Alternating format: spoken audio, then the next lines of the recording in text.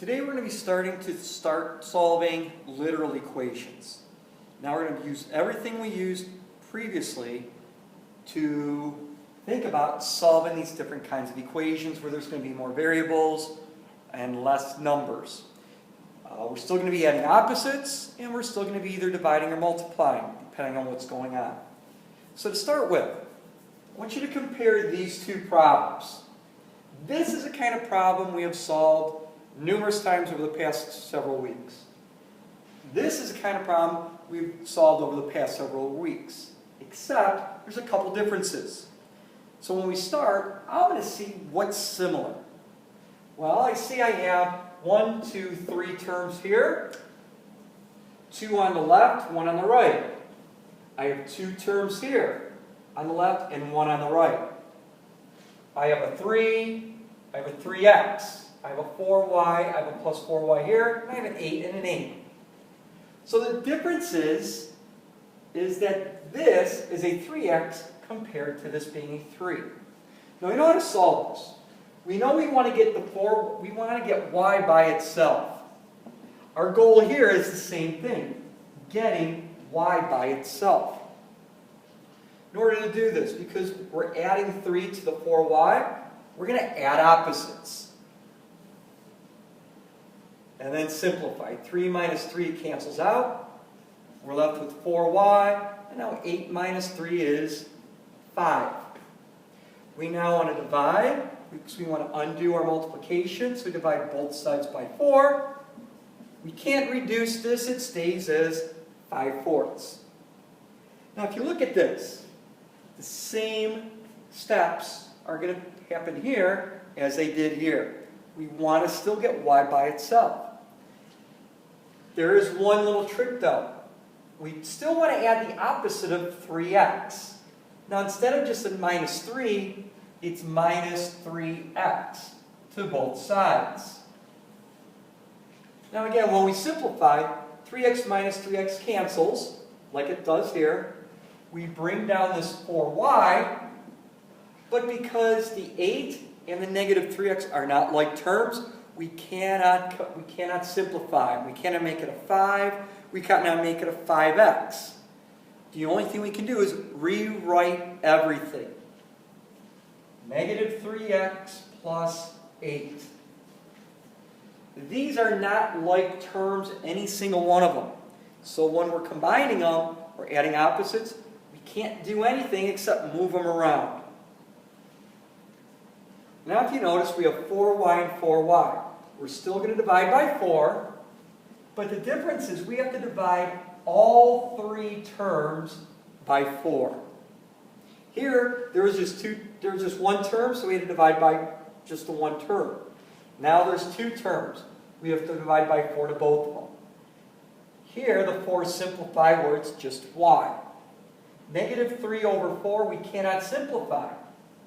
We keep it as negative 3/4 x. We can simplify 8 divided by 4. And we can make it 2. We just rearranged our equation and solved our literal equations. We still added opposites, and we still divided. Some things we're doing a little bit more, where we have to divide by 3 things instead of just 2 on either side. Some are easier, where we don't even have to combine 8 minus 3x. We're simply rewriting it. So as we look over some more of these problems, think about this. We're always going to be trying to get y by itself. And we're going to be looking to either add opposites and divide. So here's our problems that we're looking at. Start with 10x minus 5y equals 30.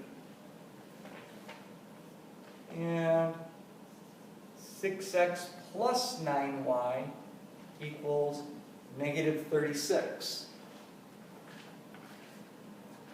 We want to get this y by itself, right? Because the 10x, there's a subtraction sign here, we're adding opposites. We want to put the x's on this side of the equation.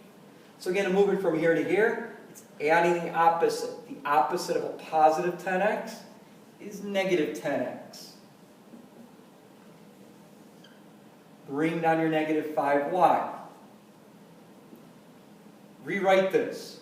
Negative 10x plus 30. So there's our first step. We added the opposites. Now I'm going to divide by this coefficient. So we're solving for y. So I need to divide by negative 5 to all three terms. This simplifies down to y. Negative 10 divided by negative 5 is 2. We can simplify that one. And 30 divided by negative 5 is a negative 6. So our new equation ends up being y equals 2x minus 6. Over here, again, add opposites. These are not like terms, so we cannot combine them at all. We're just moving them around. 9y equals negative 6x minus 36. Now we divide everything by 9. The 9 divided by 9 simplifies to y. Now, is 6 divided by 9 a whole number?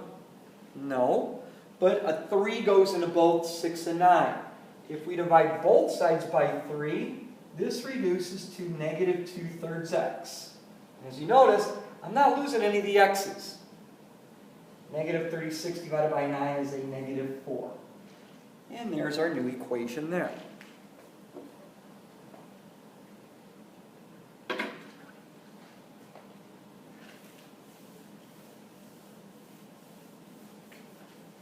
Number 3.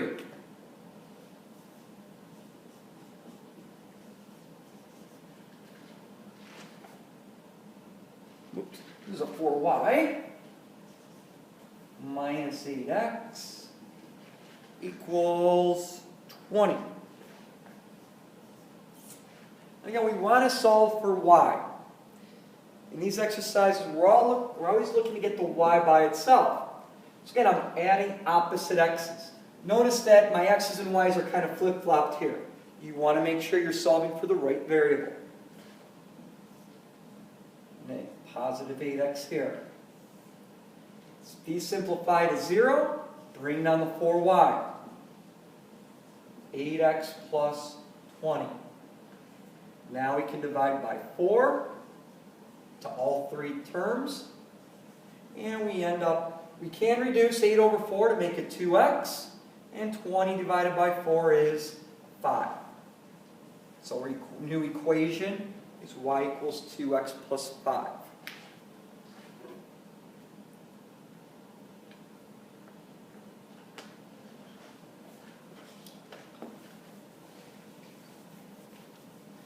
Show you one more.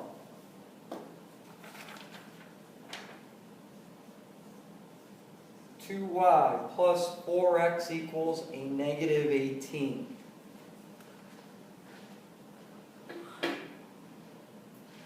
We want to solve for y, so we're going to add opposite x's. Simplify, we're left with 2y on the left. Rewrite negative 4x minus 18. Divide every term by 2. And we're left with negative 2x minus 9 over here. If you notice, you want to start thinking about, my teacher from many, many years ago we talked about different kinds of animals. We have 3 kinds of animals here. We have y's, we have x's, and plain numbers. None of them are the same. So our final answer, we still should end up with 3 kinds of animals at the end. 3 kinds of animals, x's, y's, and numbers.